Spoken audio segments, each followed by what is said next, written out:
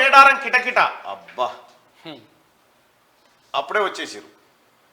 మేడారం సమ్మక్క సారలమ్మ జాతర ప్రారంభానికి 4 రోజులే గడువుండడంతో ముందస్తు మొక్కులు చెల్లించేందుకు భక్తులు పోటెత్తుతున్నారు. శుక్రవారం వేల సంఖ్యలో భక్తులు తరలి వచ్చారు. జంపన్నవాగులో పుణ్యస్నానాలు ఆచరించి అమ్మల దర్శనానికి గద్దెల వద్ద బారులు తీరారు. ఇప్పటి వరకు 30 లక్షల మంది భక్తులు వనదేవతలను దర్శించుకున్నారని దేవాదాయ శాఖ అధికారులు తెలిపారు.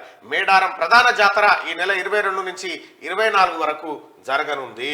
ఈ నెల 22 నుంచి 24 వరకు జాతర జరిగేది ఉంటే ఇప్పటికే భక్తులు పోటెత్తి అమ్మవారిని దర్శించుకుంటా ఉన్నారు వనదేవతలను అక్కడ.